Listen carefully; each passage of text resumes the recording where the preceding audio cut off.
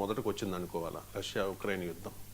అంటే మొదటికి వచ్చింది అనడం కన్నా ఇంకా అపరిష్కృతంగానే ఉంది అని చెప్పవచ్చు. ఎందుకంటే American position, Ukraine position, Europe position, Russia position, ఈ నాలుగిట్లలో కాంగ్రియన్స్ ఏదో ఒక రకమైన ఏకాభిప్రాయం రాకుండా యుద్ధం ఆగదు. లేదా యుద్ధ భూమిలో ఎవరో ఒకరు పూర్తిగా ఓడిపోతే యుద్ధం అవుతుంది. రెండే పరిస్థితులు. సో యుద్ధం ఆగాలంటే యుద్ధం జరుగుతున్న రెండు దేశాల్లో ఒక దేశం చేతులు తేయాలి, లేదా అందరికీ ఆమోదయోగ్యమైన పరిష్కారం కావాలి. కానీ ఇప్పటి వరకు ట్రంప్ అనుసరిస్తున్న వైఖరి ఏంటంటే అతనికి యుద్ధం ఆగడం కన్నా కూడా ఆయనకు రెండు ప్రాధాన్యతలు ఉన్నాయి. ఒకటి హెడ్లైన్ గ్రాబింగ్ అంటారు, అంటే వరల్డ్ న్యూస్లో డామినేట్ చేయాలి. తన ప్రజల దృష్టిలో తాను ఒక గొప్ప శాంతిదూతగా, యుద్ధాలు ఆపటానికి ఒక అద్భుత ప్రయత్నాలు చేస్తున్న నాయకుడిగా తన ఓటర్లకు, ప్రపంచ ప్రజలకు కనిపించాలి. ఈ హెడ్లైన్ అంటే అథారిటేరియన్ లీడర్స్లో చాలామందికి, సోకాల్ స్ట్రాంగ్ లీడర్స్లో చాలామందికి ఉండే లక్షణం ఏంటంటే వారి ప్రతిదాన్ని తమ వ్యక్తిగత పర్సనాలిటీ దృక్కోణం నుంచే చూస్తారు.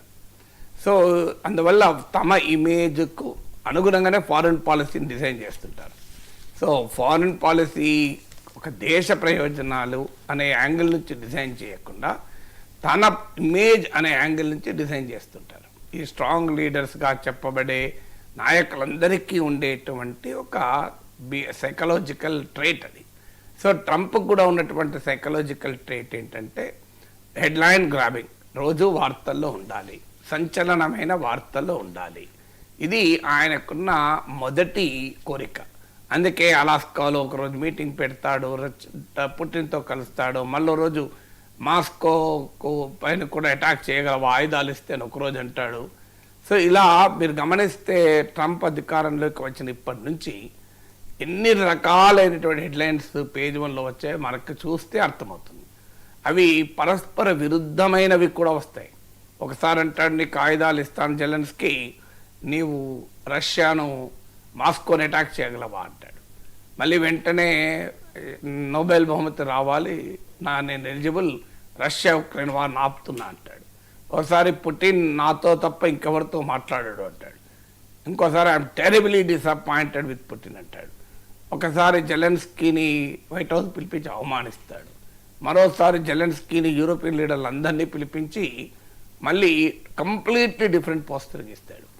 ప్రతి సందర్భంలోనూ రిజల్ట్ ఏంటి అంటే హెడ్లైన్ గ్రాబింగ్, అంటే తాను ఏదో చేస్తున్నాను. ఎందుకంటే ఆధునిక పొలిటికల్ సైకాలజీలో ఒక కీలకమైన అంశం ఏంటంటే నాయకులు, సక్సెస్ఫుల్ లీడర్స్ యొక్క స్టైల్ ఆఫ్ ఫంక్షనింగ్ చూస్తే, అంటే ఎన్నికల్లో సక్సెస్ఫుల్ నేను చెప్పేది, పాలసీస్లో సక్సెస్ఫుల్, ప్రజల జీవితాలు మార్చడంలో సక్సెస్ఫుల్ కాదు.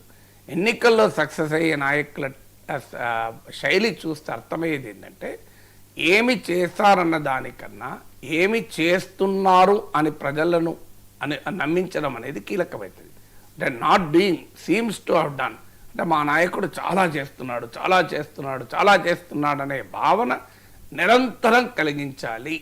అది తమ పొలిటికల్ సక్సెస్కు భాగం. ఇది ప్రపంచవ్యాప్తంగా చాలా దేశాలలో సోకాల్ స్ట్రాంగ్ లీడర్స్కి ఉండేటువంటి ఒక పొలిటికల్ సైకాలజీ. అందువల్ల ట్రంప్ కూడా నిరంతరం ఈ హెడ్లైన్ గ్రాబింగ్ ఉంటుంది. అందువల్ల నోబెల్ బహుమతి కావాలి అంటూ వాదిస్తూ ఉంటాడు. ఇక రెండవది ఏంటి అంటే సెకండ్ క్యారెక్టర్ అంటే అమెరికన్ ఇంట్రెస్ట్. సో ఈ ఇమేజ్ బిల్డింగ్లో కూడా ట్రంప్ అట్లీస్ట్ తన దేశ ప్రయోజనాలను తాకట్టు పెట్టి ఇమేజ్ బిల్డింగ్ ఏం చేయడు. మీరు గమనిస్తే తన దేశ ప్రయోజనాలకు అనుగుణంగా కూడా పనిచేస్తూ ఉంటాడు. అమెరికన్ ఇంట్రెస్ట్ ప్రాసెస్లో అమెరికా నష్టపోయే ఫలితాలు కూడా రావచ్చు చాలా విషయాల్లో. మేక్ అమెరికా గ్రేట్ అగైన్ అని లక్ష్యంతో పనిచేస్తే అది రివర్స్ రిజల్ట్ కూడా ఇవ్వచ్చు. కానీ ట్రంప్ ఎజెండాలో ఉండేది ఎక్కడ పైన అమెరికన్ ఇంట్రెస్ట్లు ఎజెండాలో ఉంటాయి. అది భారత్తో చర్చలైనా, భారతీయ వ్యవసాయ మార్కెట్లోకి, భారతీయ పాల ఉత్పత్తి మార్కెట్లోకి, ఫిష్ మార్కెట్లోకి ఎంటర్ కావాలన్న అమెరికా లక్ష్యం ఉంటుంది. లేదు రష్యాతో ఉక్రెయిన్ శాంతి చర్చల్లో కూడా రష్యాలో ఉన్నటువంటి ఖనిజ నిక్షేపాల మీద ట్రంప్ దృష్టి ఉంటుంది. రష్యాతో ఉండేటువంటి ఎకనామిక్ ట్రేడ్ రిలేషన్స్ పైన దృష్టి ఉంటుంది. అన్నిటికీ మించి ఉక్రెయిన్లో ఉన్న మినరల్ సంపద పైన దృష్టి ఉంటుంది. అందుకే మీరు ఈ ఉక్రెయిన్ రష్యాల మధ్య యుద్ధం ఆగలేదు, శాంతి ఒప్పందం కుదరలేదు, కానీ అమెరికా ఉక్రెయిన్ల మధ్య మాత్రం మినరల్ డీల్ కుదిరింది. ఈ ప్రాసెస్లో ఇప్పుడు రష్యా బూచి చూపెట్టి యూరప్ను బెదిరించి అదిరించి నేను నాటోకు సహకరించను, నాటో నుంచి వెళ్ళిపోతాను, మీ రక్షణ మీరే పెట్టుకోండి అని యూరోపియన్ డిఫెన్స్ ఎక్స్పెండిచర్ను గణనీయంగా పెంచాడు ట్రంప్. సో ఈ రకంగా అమెరికా పైన ఆ భారం తగ్గించుకున్నాడు. సో చాలా క్లియర్గా యుద్ధం ఆగలేదు, కానీ అమెరికన్ ఇంట్రెస్ట్లు అయితే సర్వ్ అవుతున్నాయి. సో ఈవెన్ అలాస్కాలో పుటిన్తో కలిసినప్పుడు కూడా యుద్ధం ఆపడం గురించే కాదు చర్చించింది, అనేక రకాల అంశాలు చర్చించారు. అమెరికన్ కంపెనీలు రష్యాలో వ్యాపారం చేసుకోవటానికి, రష్యా నుంచి అమెరికా ఏమి కొనాలి, ఐస్ బ్రేకర్లు కొనడం, అమెరికా నుంచి రష్యా ఏమి కొనాలి, ఎక్విప్మెంట్ కొనడము, వీటన్నీ చర్చించుకున్నారు. పుతిన్ పై చెప్పిందేమో అలాస్కాలో ఉక్రెయిన్ పీస్ కొరకు చర్చిస్తున్నామన్నారు. ఉక్రెయిన్ పీస్తో పాటు అమెరికా రష్యాల మధ్య ఎకనామిక్ కోఆపరేషన్ పెంచుకోవడంపై చర్చించారు. అందుకే పుటిన్ అక్కడే చెప్పాడు, ట్రంప్ అధికారంలోకి వచ్చాక అమెరికా రష్యాల మధ్య ట్రేడ్ 20% పెరిగింది అని.